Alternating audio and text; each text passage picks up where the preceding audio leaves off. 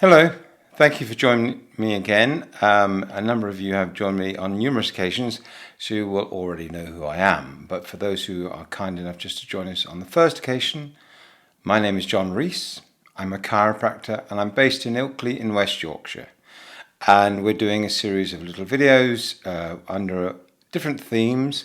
Today we're continuing the theme of how my body works, which is slightly strained because we're going to be talking about statins, and the main title is Should I Take Statins?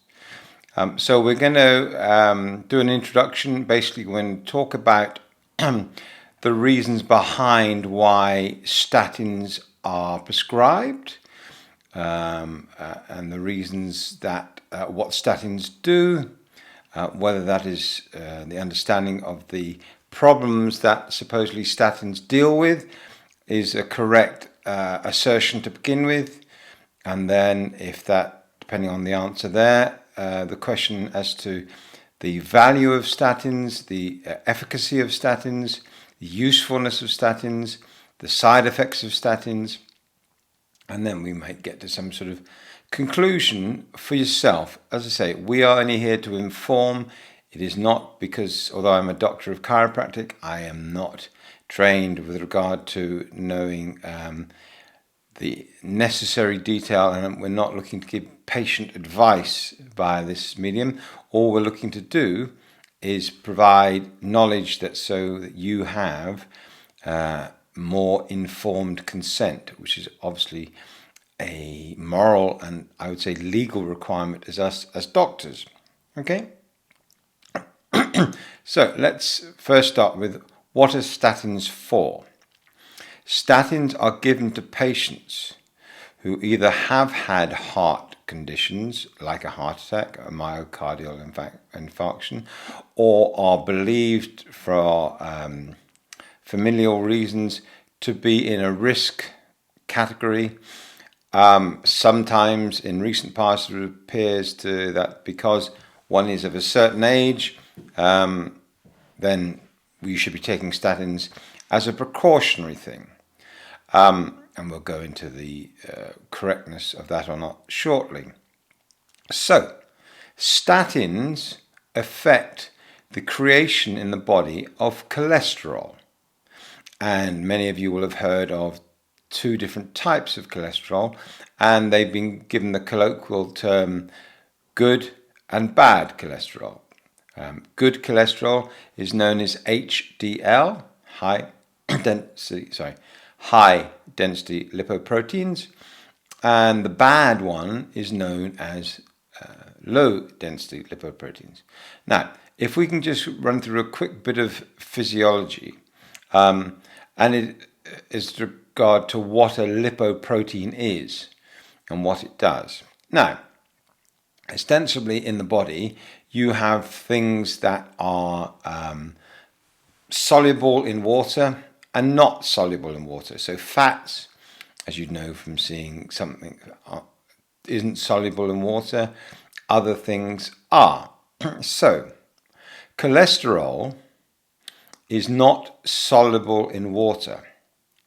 Therefore, cholesterol has to be carried around the body in a little container package, if you like a ferry or like a transporter system. And it's in the transporter system is sort of what we call hydrophilic. It gets on with water, so it'll float around the water. It'll float around the blood system, which is ostensibly water. So the lipoprotein is the container, the ferry that carries the cholesterols around the body. When the cholesterol gets to its site of delivery, like a UPS van or DPD or what have you, it discharges its cholesterol, and in some cases it's triglyceride, which it also carries to the cell, and then the lipoprotein, whether it be an HDL or an LDL, effectively finds its way back to the liver, and therefore it is deconstructed and also made ready to do another courier run, if you like. Okay, so but people will say that LDLs are bad cholesterol because they appear in the blood vessels and they appear to be part of the issue that makes plaques in the blood vessel. Now, plaques in the blood vessel are a little bit of bumps on the lining, and you can imagine the blood is like a river flowing through the arteries, and like any river, it wants to go down smooth sides. If it comes into a bit of a bump into its path, it causes a little bit of turbulence behind it. That causes other things to stick to the bump, and that can be a problem. And it's believed that the cholesterol, or the lipoproteins, the low density lipoproteins, are stuck there and they cause the problem. But as someone once said to me, saying that the lipoproteins or the cholesterol is the problem is a little bit like saying that the paramedic that turns up at a road traffic accident caused the accident. Clearly, the paramedic will be at an accident because he's been called to it. But just seeing his presence there does not make him the reason for the accident. Okay, so in fact, what is also been shown is that, and cholesterol is something that the body makes. We also, and it is a very important part of the body. It's part of our immune system. It's used in building cells. It's used in so many different fashions. So cholesterol is something that the body wants, the body needs. Okay? So what many doctors have believed, and many pharmaceutical companies have stated, is that the cholesterol will cause you heart disease and may cause you a heart attack or what have you. And that the statin, because it stops the makeup, the pathway that causes the cholesterol to be made, means that doesn't happen. As I said, one of the other things that cholesterol does is it looks after the nervous system and helps build cells, as we said, and hormones. But there are many eminent researchers and doctors who will actually show you that cholesterol is not the issue. Cholesterol does not of itself, and particularly the LDLs, so the low-density lipoproteins, do not cause the heart disease. There are other things that do cause the heart disease. And a gentleman called Joseph Hill published an article in the BMJ in 2013, and he basically said that statins were being overprescribed to people with low risk of heart disease, and the side effects were worse than previously thought. And basically he was saying that, in his opinion, the side effects were worse than the benefits. Now, one thing that occurs with a statin is it stops the pathway to making cholesterol. It also blocks the pathways to making the synthesis of vitamin D. And vitamin D is a very, very important, well, we call it vitamin, but it's really a hormone, in looking after our health in so many different ways. Now, when we look at the effectiveness of statins, there was a 5-year trial done a number of years ago, and therefore, obviously it had a placebo, and it had those who took statins for 5 years, and it wanted to see how long you would extend life beyond those 5 years, if you like, as a ratio. And the answer was that the taking of a statin extended your life expectancy from between 3 and 5 days. So effectively, hardly at all. In addition, what the pharmaceutical companies are very good at doing is giving you stats in relation to the supposed efficacy of their medication. And they have two factors they use. They use absolute risk and relative risk. And when they use the relative risk to telling you the benefit, and they use the absolute risk to tell you the side effects. Well, firstly, they should use both in both instances. But a number of the statin companies will tell you that statins have a benefit of 36%. When you actually look at it properly, the benefit of taking a statin is not much greater than 1%. But obviously there are noticeable side effects.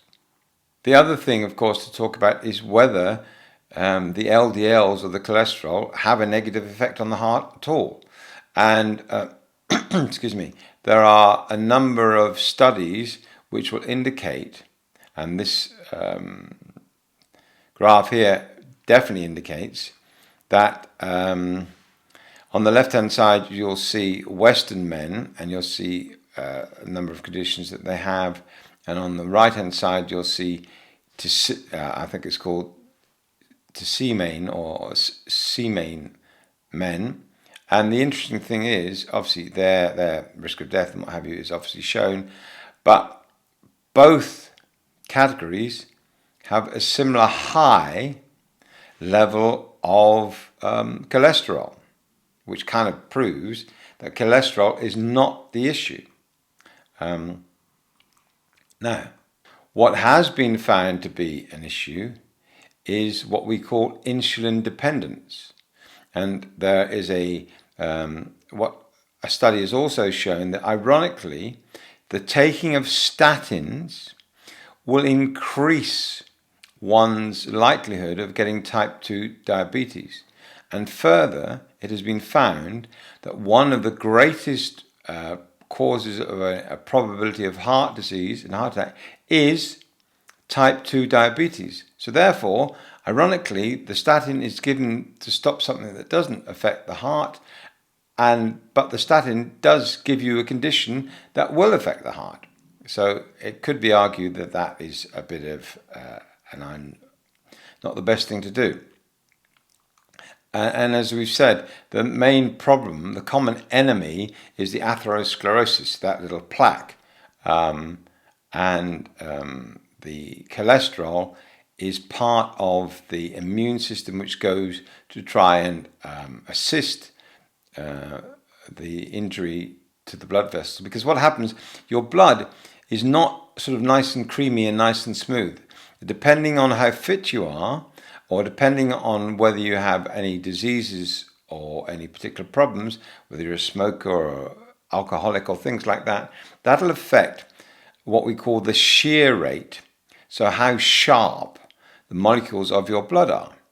And therefore, you can imagine, if you've got anything sharp firing around a closed system, every time something sharp goes around a corner, it may knock off and damage and cause injury to the lining, in this case, of the artery. That damage has to be repaired.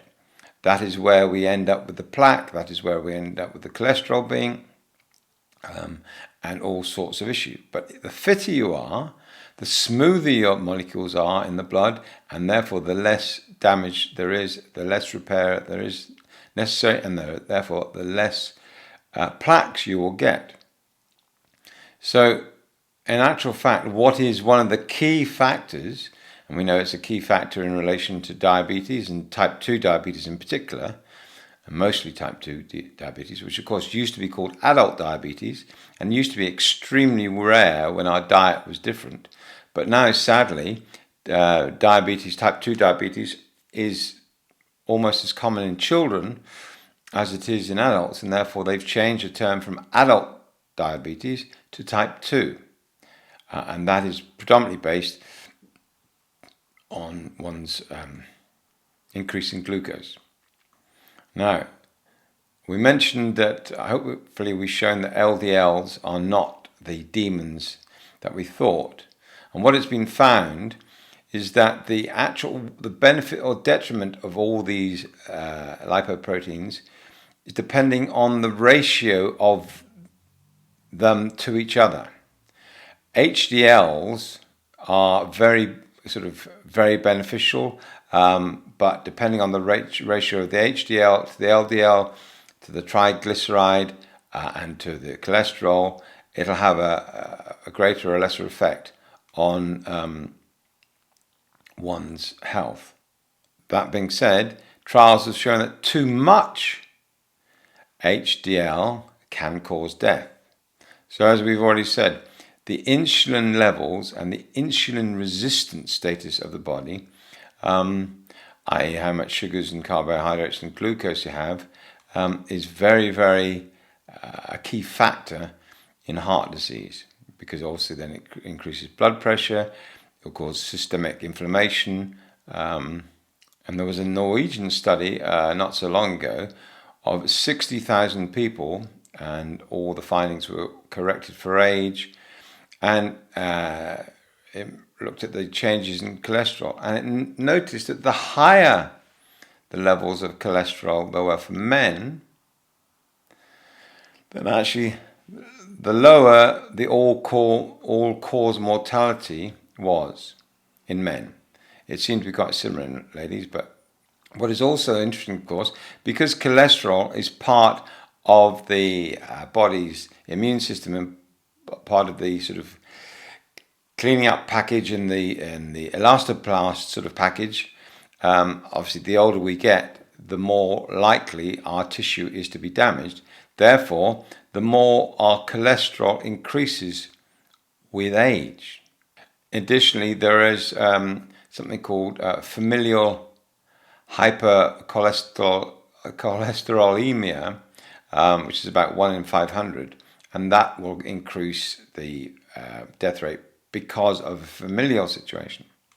There was a study called the Framingham Heart Study, which took up the whole town, and it was a sort of between a 30 and 40-year experiment. And a lot of the beliefs with regard to cholesterol were based out of this experiment. But when it was reanalyzed a number of years later, they kind of understood that they'd made some quite large errors in their, they had made some quite large errors in their assessment. What was also found with regard to heart disease is that if the levels of insulin were low, which obviously relates to glucose and what have you, then everything seemed to be fine. So what comes out at the end of this really is that there are questions as to why one has statins, and of course there are a number of side effects of statins because of the pathways, which are many of the repair pathways that they block. And of course, as we said, the statin will stop the synthesis of vitamin D. Now, a question that could be raised is obviously a number of elderly people are on statins, which would appear not to be necessary because they got the wrong end of the stick as to what causes heart problems. But if the statins reduce the vitamin D level, and then during COVID when the vitamin D was very, very important for one's health, could it be that a number of people fell foul of COVID because they were taking statins which didn't facilitate their vitamin D synthesis from occurring? Well, a number of the studies looking into all this have shown that in tandem with the right ratio and balance of LDLs and HDLs and triglycerides and cholesterol, a high fat diet with a low cholesterol diet is key background factor to making things function properly.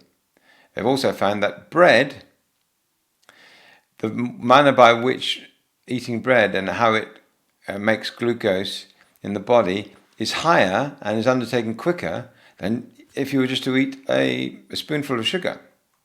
Other factors which cause heart disease, as we know, is obesity and what have you, and 70% of Americans are obese because they eat too much carbohydrate. Ironically, if you're lean already and a good metabolism, having a high carb diet isn't such a problem. I've noticed that there are over 16,000 studies that have changed the guidelines in relation to what we should or shouldn't eat. There was a gentleman back in 1972 called Axel Keys, and he was a gentleman who said that meat was bad, that we should have margarine as opposed to butter. And basically, he sold the argument with regard to diet, which was totally at odds to what had happened historically, and is actually totally at odds to what we should eat now. So finally, there is no clear correlation between LDLs and heart disease. So thank you for watching. I hope you understood it, and hopefully all the diagrams pull it together for you, and we'll see you soon. Thank you. Bye-bye.